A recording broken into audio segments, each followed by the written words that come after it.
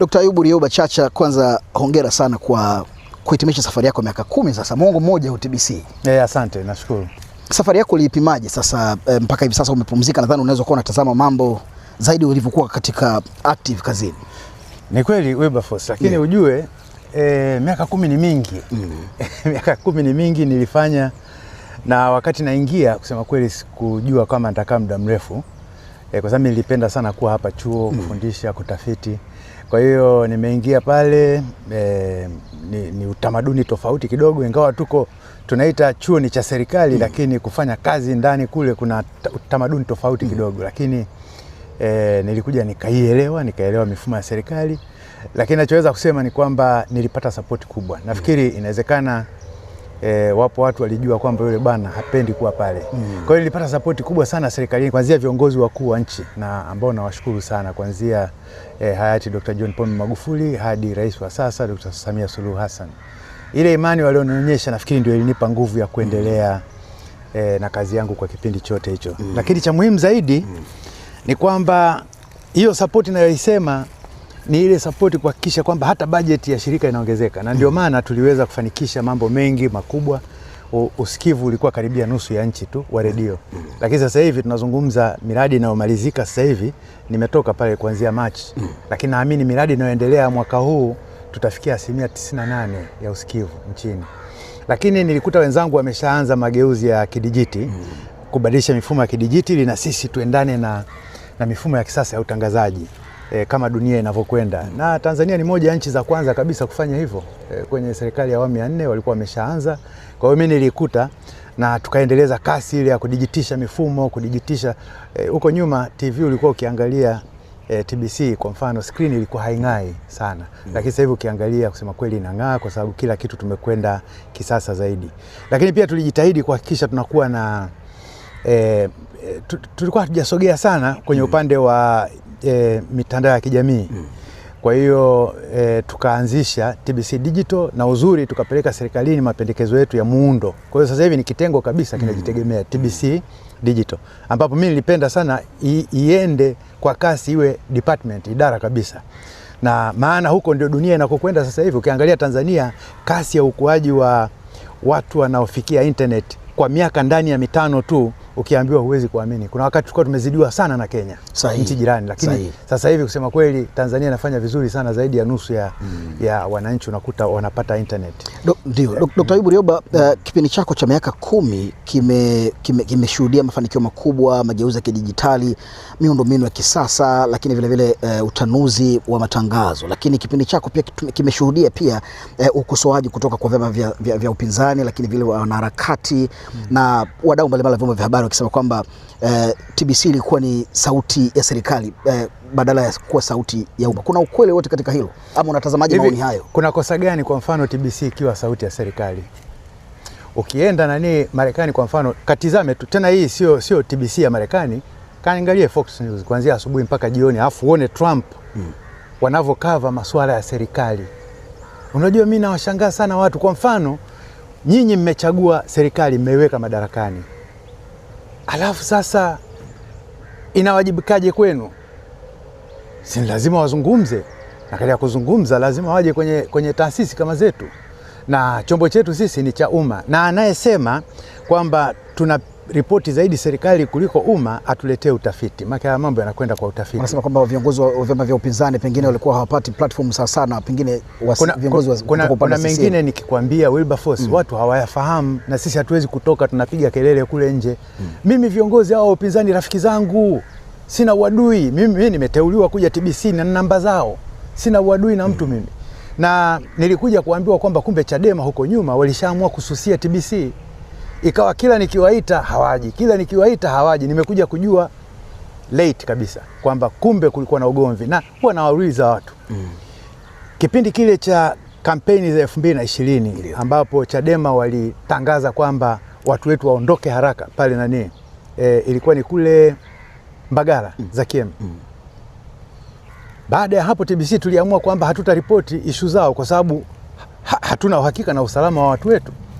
Lakini ilipotokea fursa kwamba nafikiri alikuwa ni Balile, alifanya effort tu kwamba tukutane tumalizane yale, mimi nilikwenda immediately pale, tukashikana mkono na mwenyekiti wakati ule Mbowe, na hatukuwa na shida, tukaendelea kwa cover. La tatu ambalo watu huwa wanajisemea, na wakati mwingine watu wakiwa wanajisemea, hasa hawa watu ambao wanaongea kwa moyo zaidi kuliko fikra tunduizi, unawasamehe, kwa sababu mara nyingi sana tumeripoti mambo ya vyama vya ushindani, na hata viongozi wa vyama vya ushindani mara nyingi tumewaalika. Mimi nilikuwa na kipindi changu kinaitwa Mizani. Mizani walikuwa wanakuja karibia kila leo, ambao walikuwa hawajaja walikuwa Chadema tu, lakini tarehe za mwisho alikuja mtu anaitwa Benson Kagaila, alikuwa naibu katibu mkuu bara wa Chadema, alikuja akashiriki kwenye kipindi. Kwa hiyo watu wanapokuambia, na niliwaambia watu wangu kwamba naomba mtafute kesi zote ambazo sisi tumeripoti kuhusu vyama vya ushindani, ama watu wamekuja kwenye interview au sisi tumewapigia simu kuwauliza jambo la kitaifa, mzilete zote hapa tutengeneze documentary, makala. Kwa hiyo Dokta, kwa muktadha huu ni kwamba mlikuwa mnawaalika vyama vya ushindani, lakini wao wenyewe walikuwa hawaoni kama ni fursa kwao, na wakawa wenyewe ndo hawataki kufika, ambao mimi nasema hadharani na sina sababu ya kuficha, kwa sababu hili ni jambo ambalo ni dhahiri. Chadema ndio niliokuja kuambiwa kwamba walishakataa kuja TBC. Kwa hiyo wakati mimi najitahidi kuwatafuta na wapigia na hawaji, nilikuwa sifahamu. Uliwe kufahamu kwa sababu zipi Chadema walikuwa kama wamekaa kando? Sasa mimi siwezi kueleza. Kama siku hiyo ya kampeni waliwataka TBC waondoke, inawezekana ni misuguano yao ya huko nyuma. Lakini mimi siwezi kuspeculate, kwa sababu haya mambo bana, huwezi kuspeculate. Na unajua mtu akiwa huko nje atazungumza sana mambo, lakini uendeshaji wa nchi, hasa kwenye nchi zetu za Afrika, una changamoto kubwa sana. Dokta, hapo wakati hujapata teuzi kutoka kwa hayati JPM kwenda kuiongoza TBC, ulikuwa ukionekana ukitoa sana maoni yako huru katika majukwaa mbalimbali, ukiwa wengine wakiweka wazi kama ni critical thinker, ulikuwa ukiweka hivyo. Lakini mara baada ya kuingia TBC sasa, wakosoaji wakawa wanakufuata waziwazi kwamba Dokta sio huyu sasa. Na jana limetokea lile ambalo umetoa maoni yako kuhusiana na mwadhiri wa chuo kikuu cha Dodoma UDOM, Kaijage, ambaye sakata ile la shauri lake la kisheria la dhidi ya ugaidi, ukatoa maoni yako pale, maoni yakieleza kwamba Ayubu Rioba huyo ndio tulikuwa tunamfahamu. Inakupatia picha gani? Na pengine ulivyokuwa TBC kuna namna ama shinikizo ambalo lilikuwa linakurudisha nyuma usiweze kutoa maoni yako binafsi, hasa pengine masuala ambayo ni nyeti ya kuikosoa serikali na kadhalika? Sikiliza, hata sasa hivi bado niko serikalini. Bado niko serikalini kwa sababu niko chuo kikuu cha Dar es Salaam. Alafu watu wanashindwa kuelewa. Unajua mimi ajira yangu ya kwanza ilikuwa wapi? Gazeti la Uhuru na Mzalendo. Ajira ya pili Daily News, TSN, magazeti ya serikali. Ajira ya tatu TSJ, Tanzania School of Journalism. Sijawahi kufanya kazi nje ya mfumo wa serikali. Kwa hiyo hata nilipokuwa nakosoa, nilikuwa ndani ya mifumo ya serikali.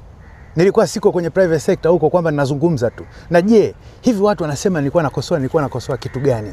La pili, wajaribu kuangalia kwamba mimi nimeingia, nimeteuliwa, nimekubali uteuzi, si ninafanya kazi sasa. Sasa wewe Wilberforce, kama nisingechapa kazi ile ambayo umenisifia kwamba nimefanya kazi vizuri kwa miaka ile 10,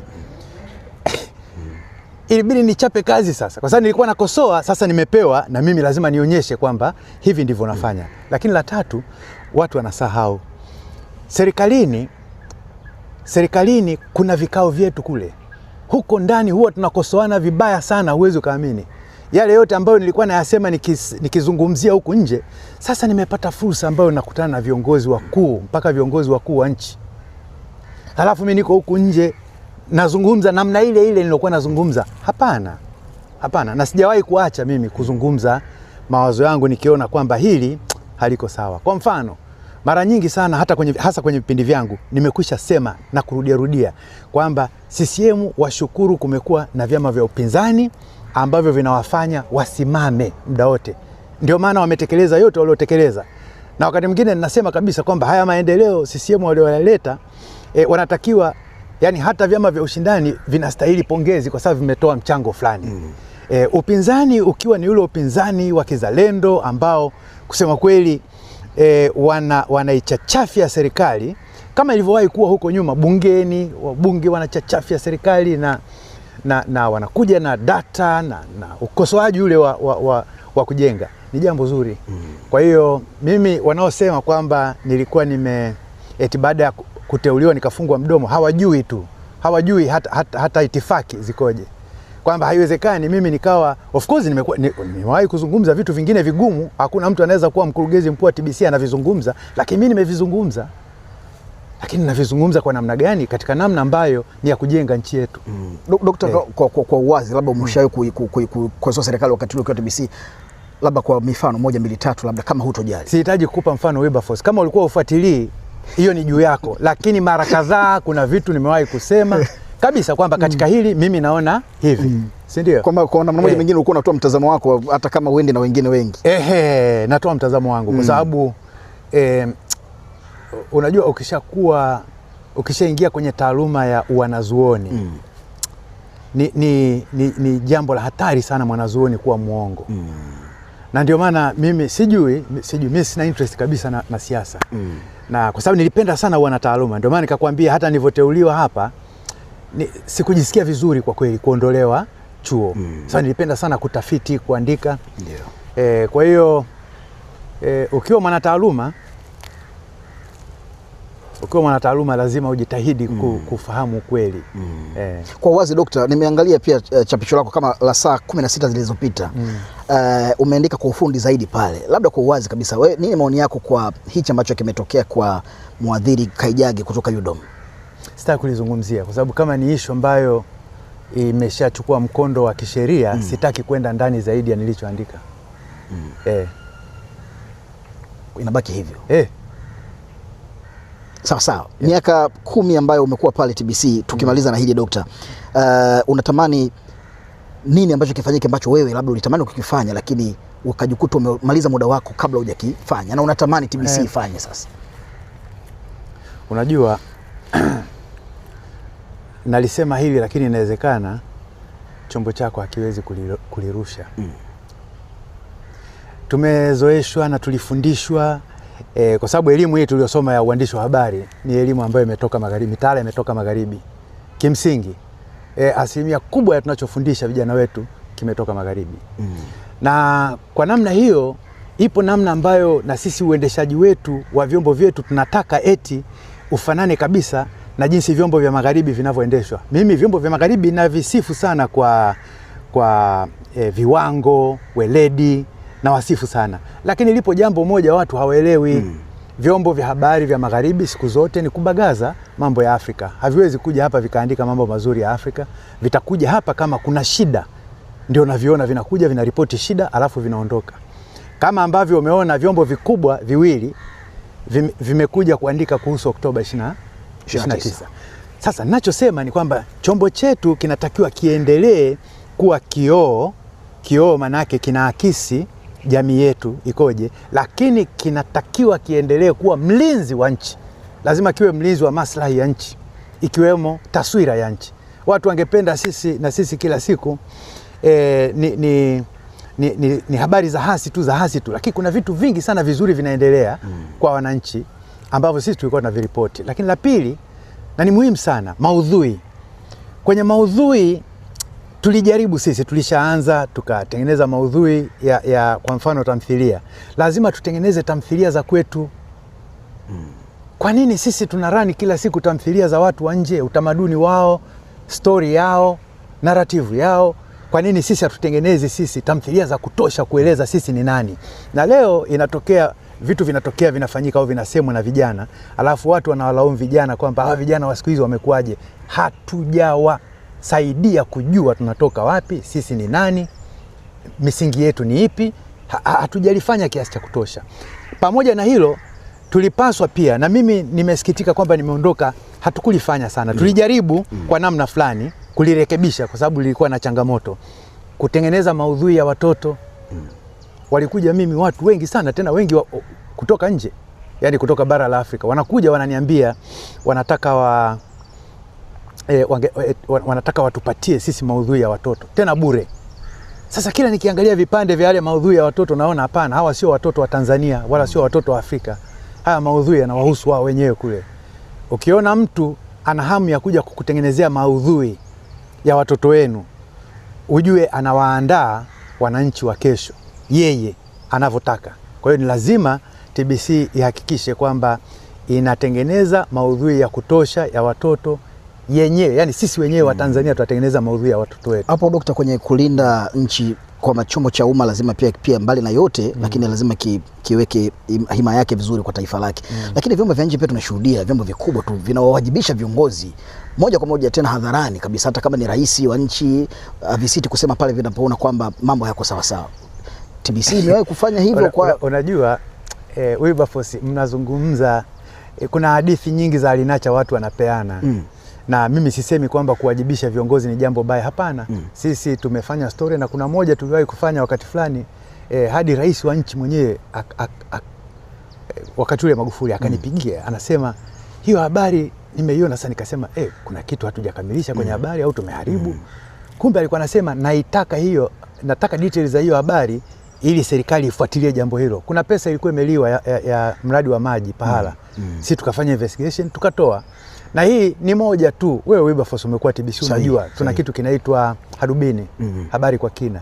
Na pale tumekuwa pia tukienda kwa undani kufuatilia na kuchunguza mambo. Kwa hiyo ni kweli kama unavyosema kwamba vyombo vya habari vya magharibi kuna wakati kweli vinaweza lakini uniambie, unitolee mfano tu.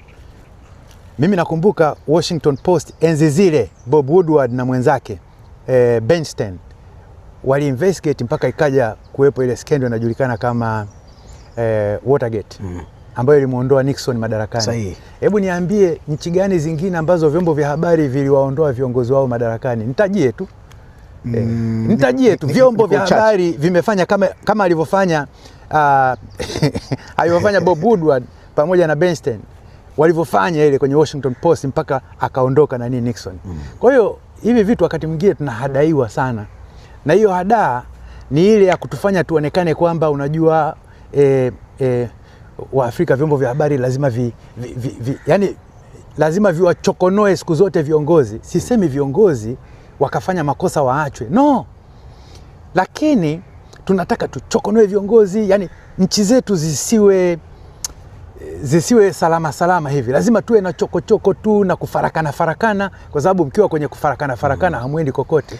Dr. Ayubu Rioba, Oktoba 29 kulikuwepo na mijadala ya vurugu, vifo, mijadala ambayo ilikuwa ikizungumzwa, lakini TBC ilikaa kimya. Pengine ilikuwa ni utashi wa kihariri ama kulikuwa kuna nguvu kutoka juu ya kuwasukuma msiseme lolote, badala yake mkaripoti tu shughuli ambazo zilikuwa zikiendelea katika uchaguzi?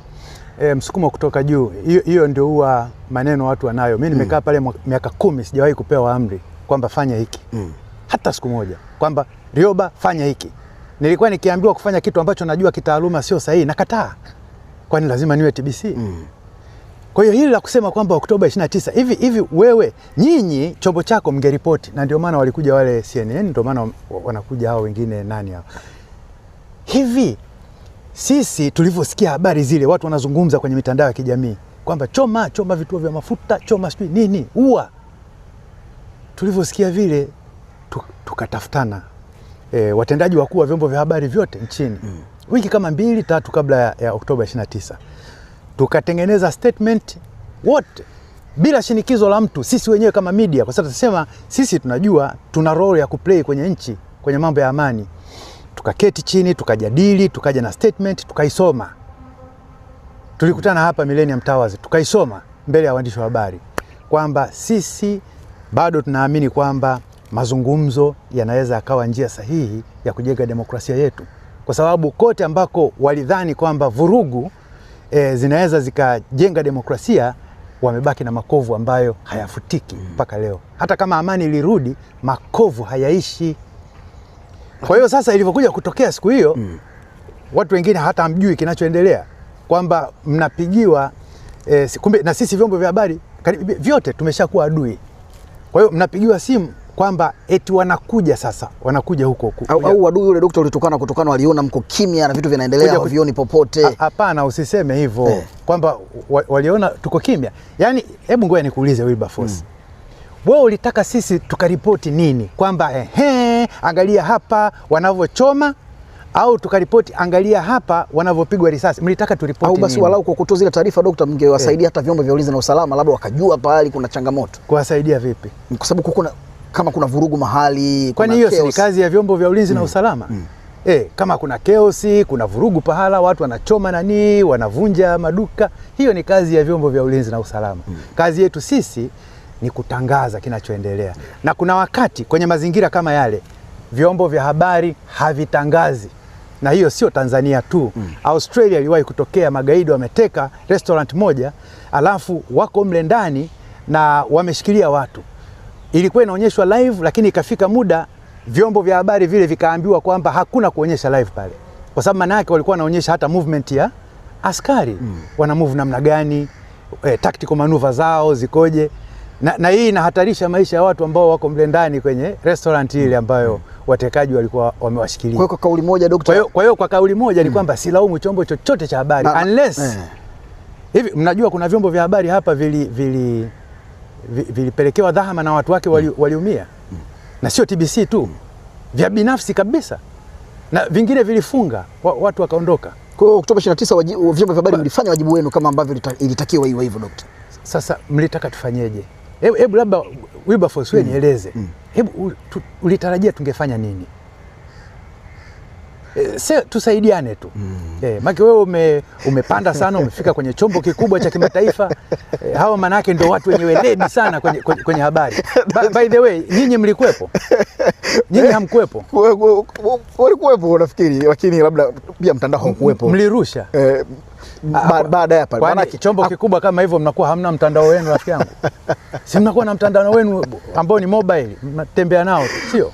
Vyombo vya habari nchini, kwa kumaliza Dokta, mwelekeo wake ni upi? Unadhani wanatekeleza majukumu yao ama kuna mkono ambao upo unaofanya remote control? Ngoja nikwambie, hata vyombo vya habari vya magharibi vina mkono unaofanya remote control.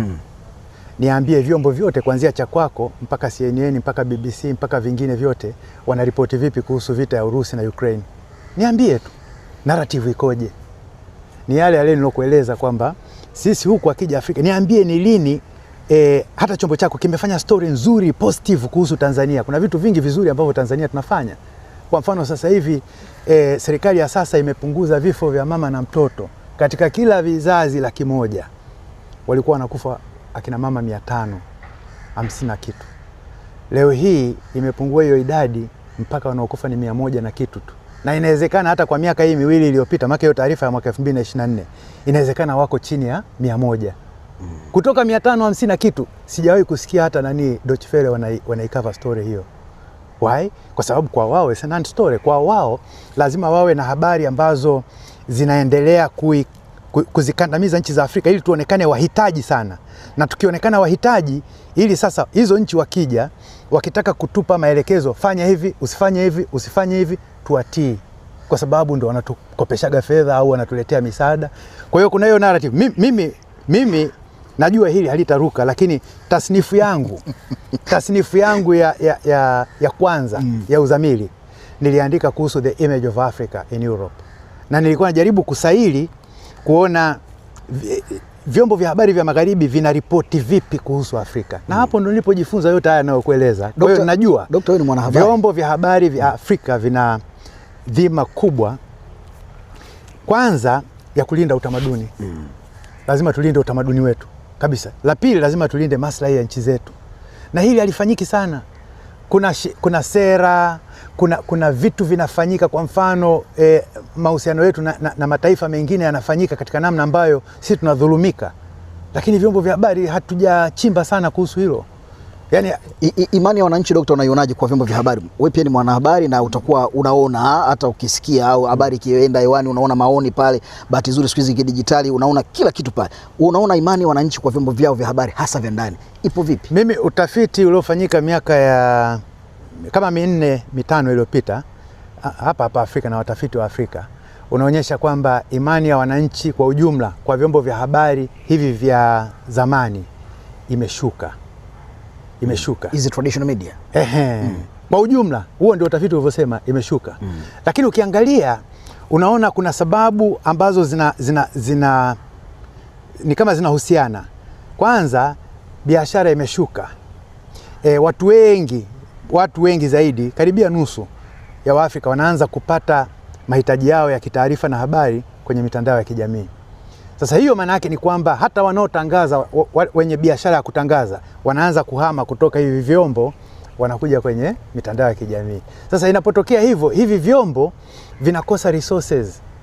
Unakuta mtu anakuuliza kwamba mbona mfanye investigative journalism?